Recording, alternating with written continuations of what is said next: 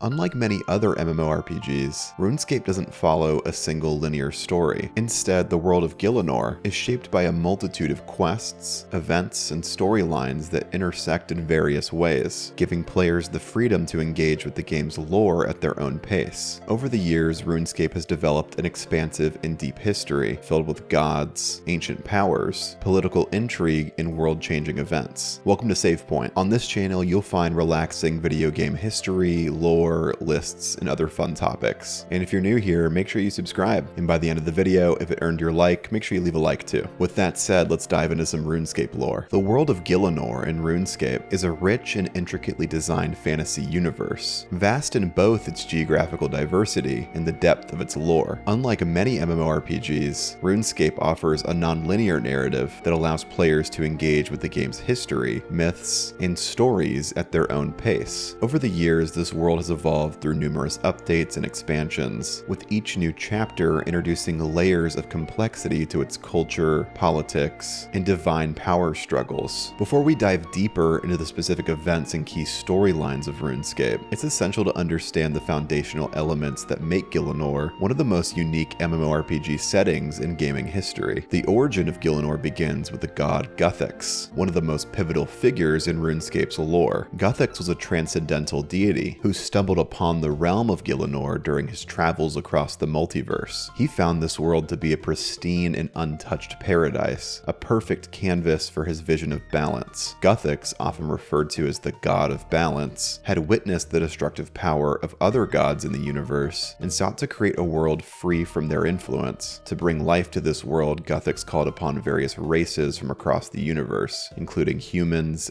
elves, dwarves, gnomes, and more, and invited them to live in harmony on Gielinor. This ushered in the First Age, a time of peace and prosperity where all beings lived without the interference of warring deities. During this period, Guthix created several Anima Mundi, a series of spiritual ley lines that connected all life in Gielinor, ensuring that the world was sustained through a delicate balance of nature and magic. Gielinor was shaped by Guthix as a world where no single race or god would dominate, and it thrived under his watchful eye. However, this peace was not meant to last. Eventually, Guthix fell into a deep slumber after his work was complete, trusting that the balance he had created would endure. But in this absence, the other gods took notice of Gielinor's power and potential, leading to the God Wars that would fracture the world for ages to come. One of the defining characteristics of Gielinor is its incredible geographical diversity. The world is divided into multiple continents, each with its own ecosystems, cultures, and histories. As players travel across these lands, they encounter a wide range of environments, from lush forests and bustling cities to desolate wastelands and ancient ruins. These regions represent just a fraction of the world's geography, but they illustrate the depth and variety that Gielinor offers. Each area is steeped in history and lore, with its own unique challenges, cultures, and stories. While Gielinor is home to many mortal races, its destiny has been largely shaped by the actions of the gods. The God Wars and their aftermath form the central conflict that drives much of the game's lore. The gods of RuneScape are powerful, often destructive entities, each with their own philosophies and goals, many of which come into direct conflict with one another. Here are some of the major gods and their influence on Gielinor. As we mentioned before, there's Guthix, the god of balance and the creator of Gielinor. Guthix sought to create a world free from the domination of other gods. He established the Edicts of Guthix, which forbade the gods from directly interfering in mortal affairs. However, his slumber allowed other gods to wage war. Known as the god of fate, Zaros was one of the most powerful gods to walk Gielinor during the Second Age. He ruled a vast empire and sought to control the world, but he was betrayed by his lieutenant, Zamorak, who used a powerful weapon to ascend to godhood. Zaros' influence continues to be felt in the modern world, particularly through the actions of his followers, the Mahjarrat. Zamorak, the god of chaos, and the main antagonist during the God Wars, triggered much of the conflict in Gielinor. His chaotic nature and desire for power led to the destruction of entire civilizations. His followers often seek to sow discord and conflict in the mortal world, viewing chaos as a necessary force for progress. In contrast to Zamorak, Saradomin is the god of order. He presents himself as a benevolent protector of humanity, but his methods are often authoritarian. Saradomin's vision for Gielinor involves a world ruled by strict order and obedience to his will, leading to clashes with other gods. gods, particularly Zamorak in Armadil, a god who values freedom and justice. Armadil seeks to protect the world from tyranny and oppression. He played a significant role in the God Wars, particularly in his fight against Zamorak, and continues to influence the mortal world through his followers. He seeks to foster freedom for all beings, and his desire for a just world places him in direct conflict with gods like Zamorak, whose methods of achieving power often involve authoritarianism or chaos. Bandos, known as the god of war, thrives on violence and destruction. He values strength above all else, and his followers are primarily composed of ogres, orcs, and other barbaric races. Bandos believes that conflict and combat are the ultimate means of proving one's worth, and he encouraged his followers to wage endless war during the God Wars. His obsession with violence often brings him into conflict with nearly every other deity, and his desire for destruction knows no bounds. Saren is the goddess of peace, harmony, and nature, revered by the elves of Privthanes. Unlike other gods, Saren seeks balance through peace and connection to the natural world, shunning violent conflict. Her bond with the elves is deeply spiritual, and she is unique among the gods for focusing on fostering unity, growth, and harmony, rather than seeking power or domination over others. Her role in the God Wars was one of isolation, withdrawing her people from the conflict, which preserved much of their culture and civilization. These gods are central to the lore of Gielinor and shape the ongoing conflicts in RuneScape. Their direct or indirect influence continues to be felt throughout the game's history and impacts the quests, factions, and broader storylines that players experience. Beyond the gods, Gielinor is home to a vast array of mortal races, each with its own unique history, culture, and struggles. Over the millennia, these mortal factions have risen and fallen, often as a direct result of the divine conflicts between the gods. These races often form alliances with specific deities or find themselves caught in the crossfire of the ongoing divine wars. To give you a basic rundown on some of the key mortal factions in RuneScape, we'll start with the humans. As one of the most populous races in Gielinor, humans occupy several key regions, including Mistalin, Asgarnia, and Kandarin. While humans are often aligned with gods like Saradomin, many humans seek to carve out their destinies free from divine interference. Their kingdoms and political structures are complex, with ongoing struggles for power, independence, and survival. The elves of Privthanes are deeply connected to the goddess Saren, whose philosophy of peace and balance has shaped their society. For much of their history, the elves isolated themselves from the rest of the world, protecting their city of Privthanes from outside influence. The reopening of the elven city in later game content brings the elves back into the broader story of Gielinor, adding layers to the game's narrative. The dwarves, known for their mastery of craftsmanship and mining, live primarily in Keldagrim, a vast underground city. The dwarves are independent and often stay neutral in the conflicts between the gods. However, their engineering prowess and resources make them a powerful force, and they are often sought after by other races and factions for alliances. The Mahjarrat are an ancient and powerful race of beings who served Zaros and later played pivotal roles in the God Wars. Their schemes and machinations continue to shape the world's political landscape, particularly in quests like Ritual of the Mahjarrat and the Temple at Sentistan. These are just a few of the key factions that populate the world of Gielinor. The relationships between mortals and gods, along with their individual goals and ambitions, drive much of the intrigue and conflict in the game. Magic plays an essential role in the functioning of Gielinor. The Anima Mundi, created by Guthix, connects the magical energies of the world, allowing mortals to harness these forces for various purposes. Magic in Gielinor is a powerful tool, used for everything from combat to crafting to healing. Alongside magic, technology has advanced in certain regions, particularly in Kandarin and Keldagrim. The dwarves are known for their engineering skills, while gnomes in places like Tree Gnome Stronghold have developed impressive airships and machinery. This blend of magic and technology creates a world where ancient spells coexist with advanced machines, giving Gielinor a unique and varied technological landscape. In the world of Gielinor, the God Wars stand as one of the most significant and destructive events in RuneScape's history. These wars shaped the land, altered the course of history, and left behind scars, both physical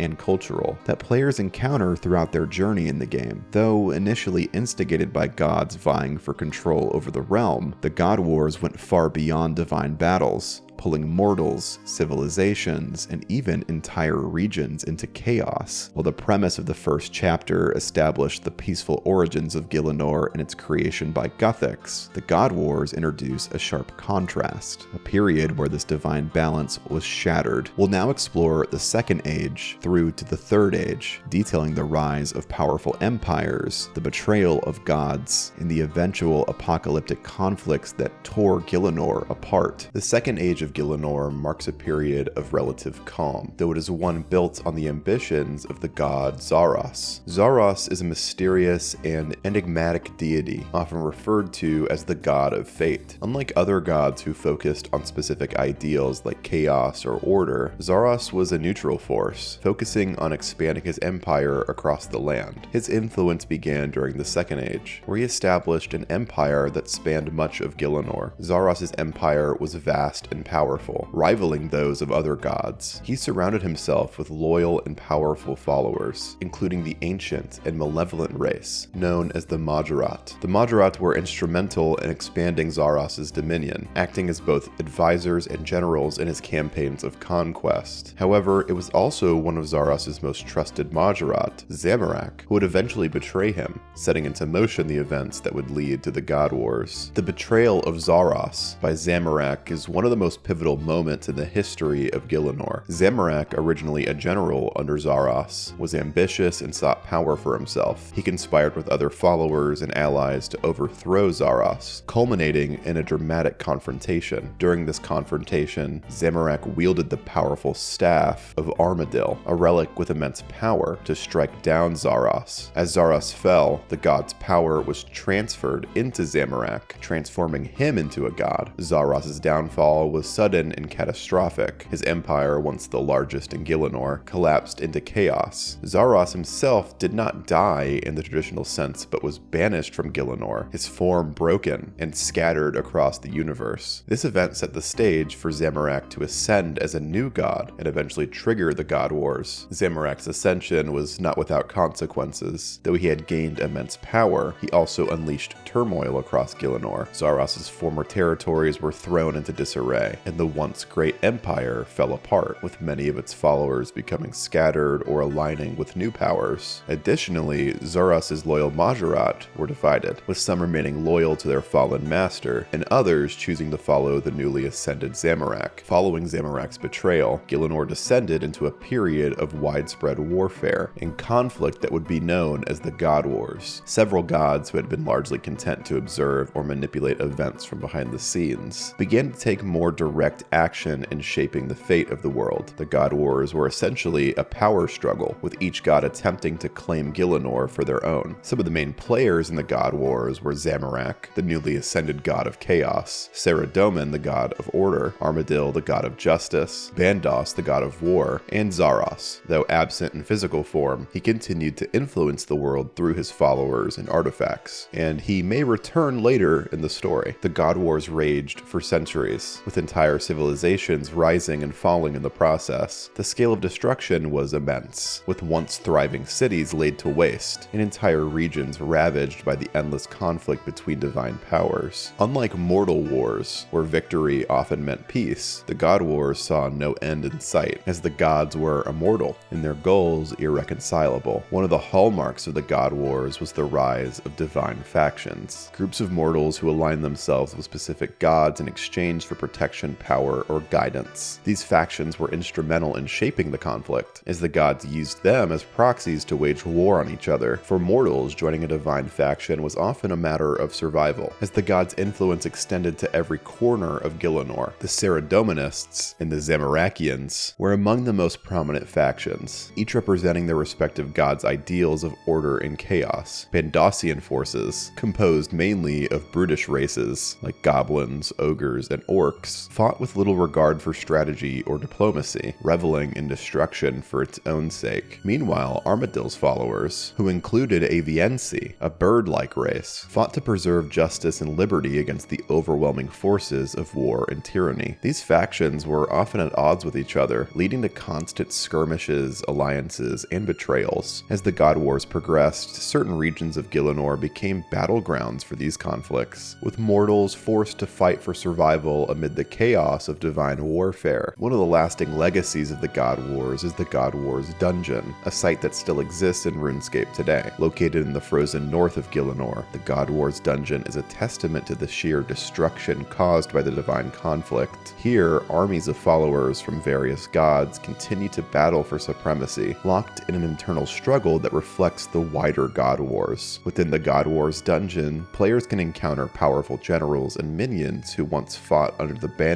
of the gods during the height of the wars. Each section of the dungeon is dedicated to a specific god, and players must navigate the treacherous terrain while battling both mortal and divine enemies. The dungeon serves as a reminder of the destruction wrought by the God Wars, and offers players a glimpse into the brutality of that era. The endless carnage of the God Wars finally came to an end with the return of Guthix, the slumbering god who had originally created Gielinor. Guthix, having awoken from his long sleep, was horrified by the devastation caused by the god's interference. Determined to restore balance to the world, Guthix enacted the Edicts of Guthix, a powerful magical decree that forced the gods to leave Gielinor and prevented them from directly meddling in the affairs of mortals. The Third Age came to a close with Guthix's intervention, and the Fourth Age began, marking a period of rebuilding and recovery. While the gods were banished, their influence still remained, and their followers continued to vie for control in the power vacuum left behind. The God Wars may have officially ended, but the scars they left on Gielinor were deep and long-lasting. The God Wars stand as a defining event in RuneScape's history, shaping not only the landscape of Gielinor, but also its cultures, politics, religion, and power structures. Even in the modern age, the legacy of the God Wars looms large, with many quests and storylines directly tied to Guthix's intervention. Though the gods were banished, their presence continued to influence the mortal realm as their followers sought to regain power and influence in the post-God Wars world. With the gods banished from Gielinor, the Fourth Age began. This era, sometimes referred to as the Age of Mortals, was defined by the efforts of the remaining civilizations to rebuild and reshape the world in the aftermath of the God Wars. While no longer under direct divine control, the mortal races still dealt with the legacy of the gods' presence, and many of the power structures that had formed during the God Wars persisted in some form. One of the most significant changes of the Fourth Age was the recovery of the various kingdoms and empires that had been torn apart by the wars. Some of the most notable developments during this age included the Kingdom of Mistalin, located in the eastern part of Gielinor. The Kingdom of Mistalin played a central role in the rebuilding process. The Kingdom of Varrock became a major hub of trade, politics, and culture as Mistalin worked to reestablish itself as a dominant power in the region. Varrock's role as a cultural and economic center made it one of the most important cities in Gielinor, and it continues to be a focal point in the modern game. Asgarnia and the White Knights. West of Mistalin, the Kingdom of Asgarnia faced its own challenges. An order of chivalric warriors loyal to Saradomin played a key role in maintaining stability in Asgarnia after the God Wars. However, Asgarnia was also plagued by internal struggles, particularly as factions within the kingdom vied for power in the absence of divine guidance. Kandarin and the divided Ardun. To the northwest, the Kingdom of Kandarin was politically divided. The city of Ardun was split into two halves, with East Ardun and West Ardun ruled by rival dukes. This division created ongoing political tension throughout the Fourth Age, with various factions seeking to unify or further divide the kingdom. The eastern region of Mauritania, shrouded in darkness and ruled by the vampiric Lord Draken, remained largely isolated from the rest of Gielinor during the Fourth Age. Under Draken's rule, the people of Mauritania suffered under a brutal regime, and the region's cursed landscape prevented any meaningful recovery from the God Wars. Mauritania's isolation persisted into the modern age, with the kingdom remaining one of the most dangerous and mysterious areas of Gielinor. Once a thriving region, 4 and 3 was reduced to a barren wasteland known as the Wilderness after the God Wars. The destruction caused by the wars left 4 and 3 uninhabitable, and the area became a dangerous PvP zone in the modern game. The Wilderness is filled with ancient ruins, remnants of the God Wars, and powerful powerful creatures that roam its desolate landscape. During the Fourth Age, many of Gielinor's surviving civilizations struggled to maintain stability and recover from the catastrophic effects of the God Wars. The age was marked by political intrigue, warfare, and the rise of new powers as old empires faded into history. One of the most significant developments during the Fourth Age was the isolation and eventual return of the elves of Privthanas. Privthanas, the great crystal city of the elves, had been hidden away during the God Wars, sealed off from the rest of Gielinor by powerful magic. The elves' goddess Saren had chosen to protect her people by withdrawing from the conflicts of the God Wars, and the elves retreated to their city to avoid being drawn into the devastation. During the Fourth Age, the elves largely remained in isolation. Their society focused on maintaining their connection to Saren and protecting their sacred duty. Privthanas remained hidden from outsiders, with only a few elven enclaves engaging with the rest of the world. However, the elves' isolation was not without its own internal struggles. The Lorworth clan, one of the most powerful elven factions, sought to dominate the other clans and reshape elven society. This led to a series of internal conflicts within the elven race, as different clans vied for control of Privthanas. The eventual reopening of Privthanas in the Sixth Age marked a turning point in the elves' history, which we'll cover more later. The Mahjarrat, an ancient and powerful race of beings, as we discussed before, played a central role in the God Wars and continued to influence events throughout the Fourth Age. Originally servants of Zaros, the Mahjarrat were deeply involved in the power struggles of the gods, and many of them turned to Zamorak after his ascension to godhood. During the Fourth Age, the Mahjarrat continued to plan and scheme, using their immense power to influence the course of history. Such as Azanadra remained loyal to Zaros and sought to restore their fallen master's influence. Others, like Lucian, became independent power players, using their magic and knowledge to pursue their own ambitions. The Mahjarrat are central to many of RuneScape's most important quests, particularly those involving artifacts and powerful magical relics. The Ritual of the Mahjarrat questline delves deeper into their history and their ongoing struggle for dominance, revealing more about their complex relationship with both Zaros and Zamorak. Magic had always played a crucial role in the history of Gielinor, but during the Fourth Age, the importance of magic became even more pronounced. With the gods gone, mortals turned increasingly to magic as a means of survival and advancement. The Anima Mundi, the spiritual life force that Guthix had infused into the world, became a key source of magical power for many factions. The Wizard's Tower, located in Mistalin, became a major center for magical research and development during the Fourth Age. The Wizards of the Tower sought to unlock the secrets of the universe, experimenting with powerful spells and uncovering ancient magical artifacts. However, the Tower's influence also attracted jealousy and distrust from other factions, specifically those who feared the growing power of magic. This tension eventually led to the destruction of the Wizard's Tower by a group of Zarosian fanatics who believed the wizards had become too powerful and were meddling in forces beyond their control. The tower was rebuilt centuries later, but the event left a lasting impact on the magical community, and many of its secrets were lost forever. For Old School Runescape players, the Fifth Age is the core timeline in which most of the game's narrative takes place, as it is set before the Sixth Age events introduced in RuneScape 3. Old School RuneScape, being a continuation of the game as it was in 2007, preserves the story and content of the Fifth Age, focusing on a world shaped by ancient conflicts but driven by the ambitions of mortal factions. We'll now explore the key elements of the Fifth Age, focusing on how the world of Gielinor evolved following the departure of the gods. After Guthix's intervention and the enforcement of his edicts, the gods were banished from directly interfering in the affairs of Gielinor. This event marked the end of the Third Age and the beginning of the Fourth Age, as we've covered, but it was the Fifth Age that truly saw the rise of mortals as the dominant force in the world. Without the gods' influence, kingdoms, guilds, and political factions became the driving forces behind Gielinor's future. The Fifth Age, as depicted in Old School RuneScape, is filled with political intrigue, quests, and power struggles between mortal factions. Players in Old School RuneScape will engage with a wide range of storylines that reflect the shifting balance of power in Gielinor. Some major ones include the Kingdom of Mistalin, centered around Varrock, is one of the most important human civilizations during the Fifth Age. It serves as the starting point for many players, vampires, offering quests that introduce the broader conflicts in the world, such as the threat posed by the Zamorakian cult known as the Dark Wizards. Varroc's political structure also plays a role in the ongoing power struggles between the city's noble families, the paladins, and various guilds. West of Misthalin lies Asgarnia, home to the White Knights of Falador. This region is closely tied to the Saradominist faith and features key storylines involving the Black Knights, who serve Zamorak and act as a constant threat to the kingdom's stability. The White Knights' ongoing war with the Black Knights is one of the central narratives in Asgarnia, and players often find themselves involved in this conflict. To the west of Ardun, beyond the Arandar mountain pass, lies Tiranwin, the homeland of the elves. During the 5th Age, the elves remained largely isolated, their crystal city of Privthanas sealed off to outsiders. Players in Old School RuneScape interact with the elves through a series of quests that explore their struggles, particularly their ongoing conflict with the Lorworth clan, who seek to seize control of the elven people for their own purposes. North of Misthalin, the Fremennik province is home to the hardy, seafaring Fremennik people. The Fremennik are deeply traditional and have long resisted the influence of the gods, choosing instead to live by their own rules. The Fremennik quest lines in Old School RuneScape focus on their complex rituals and initiation trials, as well as their ongoing conflict with the Mahjarrat. The Mahjarrat remain a shadowy presence in Gielinor, manipulating events from behind the scenes. The Mahjarrat's ultimate goal is to further their own survival, often at the expense of the mortal races. In the cursed land of Mauritania, the Miraque, a group of freedom fighters, struggles against the oppressive rule of the vampiric Lord Draken. Mauritania remains largely cut off from the rest of Gielinor, and its people live in constant fear of the vampires who dominate the region. The Miraque's quest to liberate Mauritania from vampiric control is central to several key quest lines in Old School RuneScape, such as In Aid of the Miraque and Darkness of Hallowvale. One of the most interesting aspects of the 5th Age in Old School RuneScape is the divergence between its narrative and that of RuneScape 3. While Old School RuneScape maintains the 5th Age setting, focusing on the mortal conflicts and political struggles of the time, RuneScape 3 introduces the 6th Age, which sees the return of the gods and the resumption of divine conflict. The key difference between the two versions lies in the role of the gods. In Old School RuneScape, the Edicts of Guthix are still in effect, meaning the gods cannot directly interfere with the world. This allows the mortal races to shape their destinies without divine intervention, and much of the game's content revolves around the idea that mortals must fend for themselves in a world still recovering from the God Wars. And in contrast, RuneScape 3 breaks the edicts with the death of Guthix, allowing the gods to return and resume their battles for control of Gielinor. This change shifts the focus of the game's narrative back to the divine conflicts that defined the earlier ages, with gods like Saradomin, Zamorak,